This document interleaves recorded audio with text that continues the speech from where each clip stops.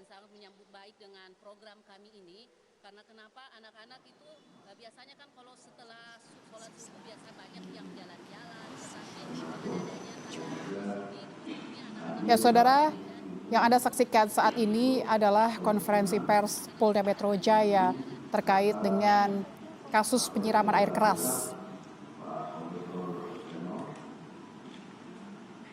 Dan juga seluruh rekan-rekan wartawan yang siang ini hasil dari kesehatan. Rekan-rekan ini dari yang saya amati transparan ini Polda Metro Jaya akan menyampaikan perkembangan penanganan atas peristiwa dugaan penyerangan cairan berbahaya yang mengakibatkan seorang berinisial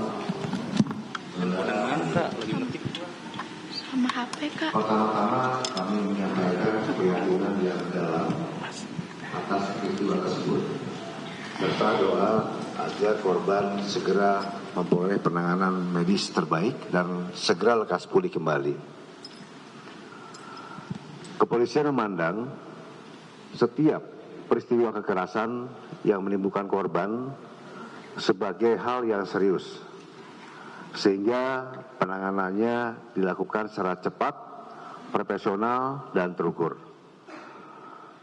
Perlu kami sampaikan bahwa sejak awal informasi diterima, jajaran Polda Metro Jaya dan Mabes Polri telah bergerak melakukan langkah-langkah kepolisian menggunakan scientific crime investigation, mulai dari pengecekan terhadap korban, pendataan saksi-saksi, olah tempat kejadian perkara, pembuatan visum et repertum, sehingga ke proses penyidikan lebih lanjut oleh Satreskrim Polres Jakarta Pusat dan juga Direktorat Reserse Kriminal Umum Polda Metro Jaya. Semua tahapan ini dilakukan untuk memastikan peristiwa yang terjadi dapat diungkap secara objektif berdasarkan fakta, alat bukti, dan keterangan yang sah. Kami menegaskan bahwa Polda Metro Jaya berkomitmen menangani perkara ini secara profesional, transparan, dan akuntabel. Langkah tersebut dilaksanakan sesuai dengan arahan Bapak Presiden serta instruksi Bapak Kapolri agar seluruh tahapan berjalan profesional, transparan, dan diproses hingga tuntas. Dalam proses pelaksanaannya, kami mengedepankan prinsip kehati-hatian agar setiap informasi yang disampaikan kepada masyarakat telah terverifikasi, sehingga tidak menimbulkan spekulasi maupun persepsi yang keliru di tengah-tengah masyarakat. Oleh karena itu, melalui siaran pers ini, kami akan menyampaikan update perkembangan penanganan perkara secara profesional dan transparan sebagai bentuk tanggung jawab institusi kepada masyarakat. Selain itu, kami juga menyampaikan apresiasi dan ucapan terima kasih kepada masyarakat yang telah berpartisipasi membantu dalam mengungkap kasus ini. Selanjutnya, jalannya rilis akan dipandu oleh Kabid Humas Polda Metro Jaya, Pak Kombes Budi. Silakan nanti ditentukan, ya mungkin pertama dari Kapolres Jakarta Pusat, selanjutnya dari Direktorat Polda Metro Jaya. Silakan Mas Budi.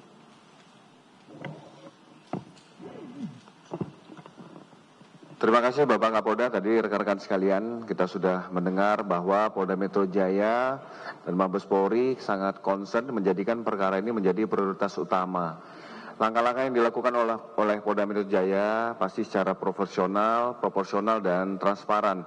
Rekan-rekan media dan masyarakat boleh mengawal tentang proses penyelidikan yang dilakukan oleh Polda Metro Jaya. Nah, untuk lebih ringkas dan jelas bagi teman-teman sekalian, Polda Metro Jaya akan menjelaskan secara runtun dari mulai awal TKP sampai dengan langkah-langkah yang dilakukan sampai dengan rencana tindak lanjut.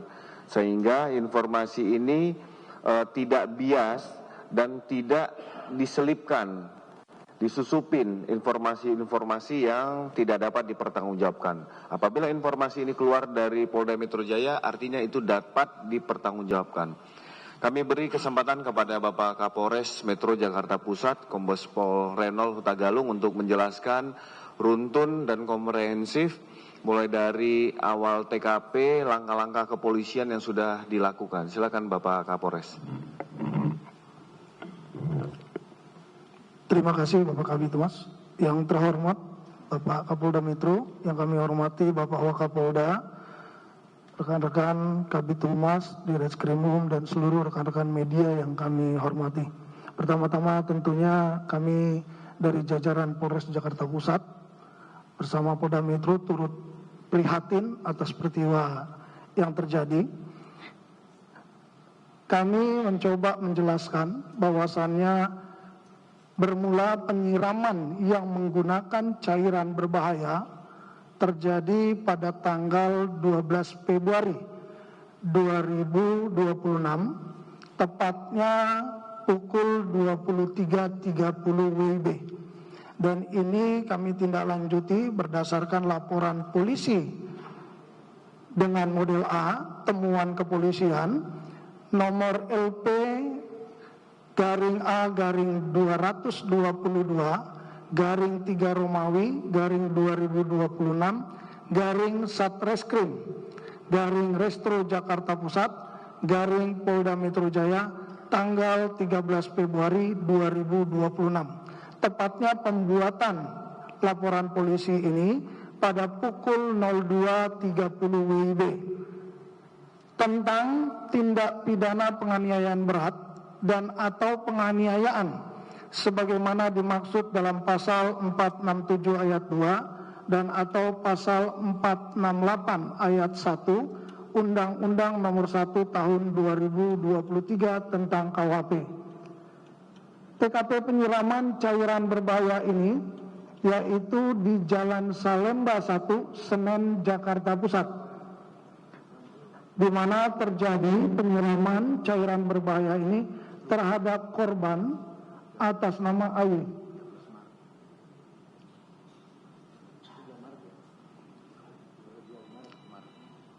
(13 Maret 2026, tepatnya 13 Maret 2026 untuk laporan informasi berawal di tanggal 13 Maret 2026. Penyidik telah melengkapi administrasi penyelidikan, yaitu surat perintah tugas 13 Maret 2026, surat perintah penyelidikan tanggal 13 Maret 2026, rencana penyelidikan tanggal 13 Maret 2026. Ini dibuat administrasi pada dini hari dan dilanjut olah TKP tanggal 13 Maret 2026. Olah TKP berdasarkan penyelidikan secara ilmiah dilakukan terhadap dugaan peristiwa penyiraman cairan berbahaya terhadap korban AY di Jalan Salemba 1 Senen, Jakarta Pusat pada pukul 01.30 WIB yang dipimpin oleh Kasat Reskrim Polres Metro Jakarta Pusat AKP Robi, di mana terlihat di sini lokasi TKP dan titik penyiraman. Barang bukti yang didapatkan di TKP yaitu yang pertama, pakaian yang digunakan korban setelah disiram cairan berbahaya. Yang kedua, helm korban saat dilepas atau setelah dilepas akibat disiram cairan berbahaya yang diduga oleh pelaku diserahkan oleh Babin Kantipmas, yaitu Aibda Faisal kepada anggota Satreskrim. Kemudian dari penelusuran di sepanjang Jalan Salemba 1 didapat barang bukti yang diduga milik pelaku di Jalan Salemba 1 menuju RSCM. Ini bersesuaian dengan rekaman CCTV bahwa pelaku yang mengendarai menggunakan helm tersebut.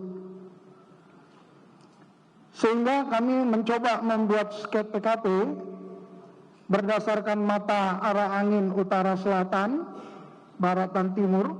Skep ini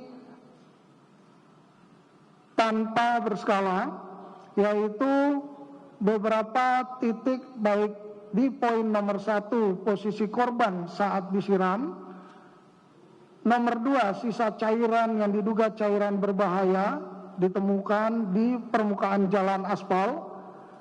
Yang ketiga, posisi motor korban setelah korban terkena cairan yang diduga cairan berbahaya. Nomor 4, posisi korban saat membuka helm. Nomor 5, korban melepaskan baju atau kaos berwarna hitam pada saat pemeriksaan awal di tempat kejadian yang ditemukan. Keenam, posisi korban saat duduk di trotoar.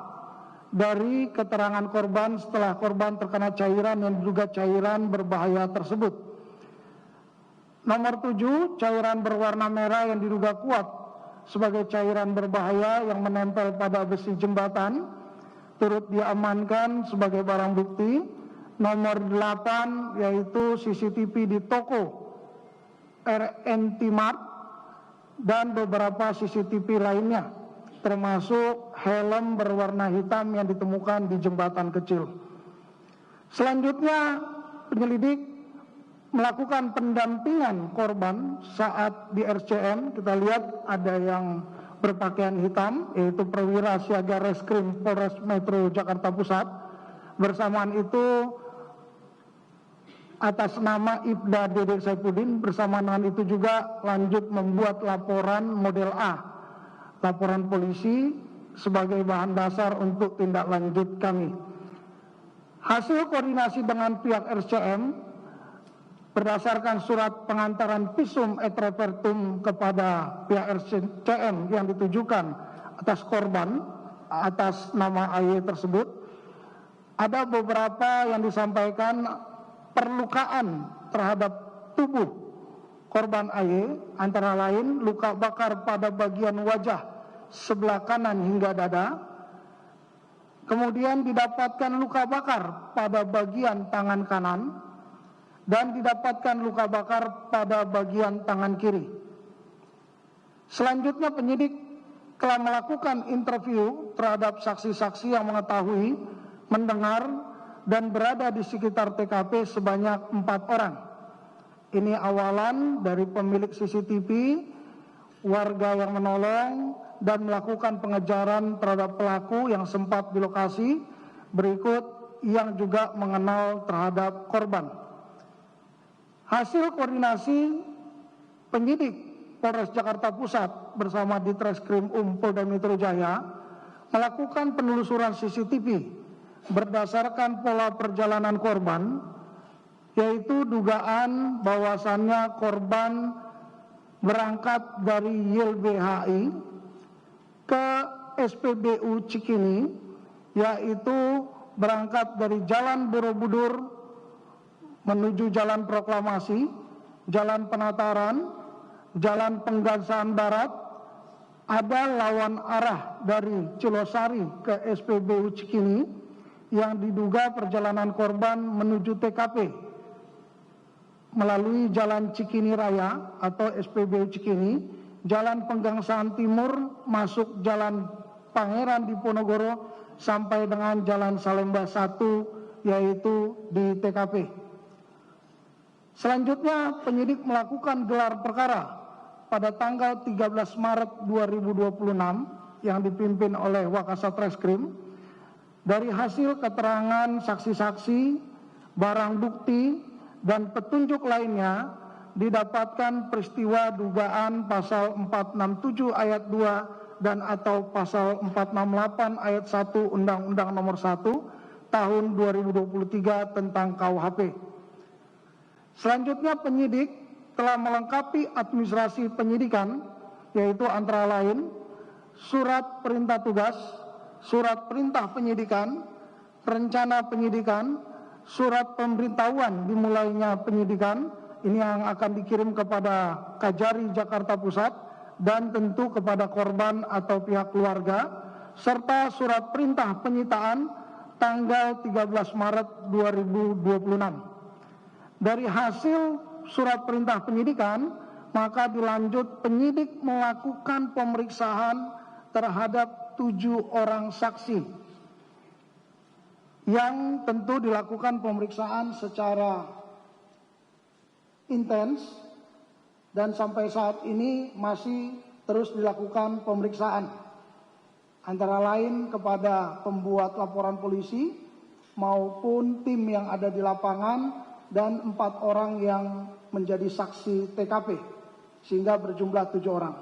Selanjutnya penyidik berkoordinasi dengan tim Lembaga Perlindungan Saksi dan Korban, yaitu LPSK RI, pada tanggal 14 Maret 2026 yang bersama-sama turun ke lokasi tempat kejadian perkara. Selanjutnya penyidik melakukan koordinasi dengan Bareskrim Polri dalam hal ini menindaklanjuti temuan barang bukti yang ada di TKP, yaitu bermula pada tanggal 13 Maret 2026 melakukan pengiriman sampel baju dan helm milik korban ke Puslapor Bareskrim Polri untuk mendapatkan hasil menentukan senyawa kimia apa yang terkandung sehingga korban mengalami luka bakar dan baju korban yang rusak atau meleleh. Pada tanggal 14 Maret 2026 melakukan pengiriman DVR CCTV yang berada di sekitar TKP ke Puslapor Bareskrim Polri untuk dilakukan pemeriksaan lebih lanjut. Dan pada tanggal 15 Maret 2026 melakukan pengiriman barang bukti helm yang diduga milik pelaku ke Pusiden Bareskrim Polri untuk mendapatkan sidik jari atau fingerprint dan ke Puslapor Polri untuk mendapatkan DNA yang diduga milik pelaku. Perlu kami tekankan, tadi yang bulan Februari di awal itu adalah Maret. Ini kesalahan redaksional, akan kami koreksi kembali. Sekian dan terima kasih. Terima kasih Bapak Kapolres Metro Jakarta Pusat sudah menjelaskan. Kami tegaskan mana kejadian itu hari Kamis 2026 sekira pukul 23.30 WIB. Langkah-langkah yang sudah dilakukan oleh Polres Metro Jakarta Pusat secara proaktif untuk mendatangi TKP dan membuat temuan LP model A. Kami sampaikan kepada rekan-rekan media dan masyarakat sekalian, dengan tempo waktu yang ada, kami berharap ini diberi ruang kepada penyelidik dan penyidik untuk bisa bekerja secara maksimal. Jadi tempo waktu yang ada ini bagaimana untuk mengumpulkan barang bukti secara cermat dan teliti. Jadi bukan ruang waktu yang lama, waktu yang memang tidak bisa tergesa-gesa tetapi harus bisa secara teliti. Nah, untuk secara lengkap proses penyelidikan sampai dengan pengolahan barang bukti digital forensik secara scientific crime investigation yang dilakukan oleh Direktorat Reserse Kriminal Umum, kita beri ruang kepada Bapak Direktur Reserse Kriminal Umum untuk bisa menjelaskan hasil yang sudah dilakukan dan yang akan dilakukan untuk perkara ini.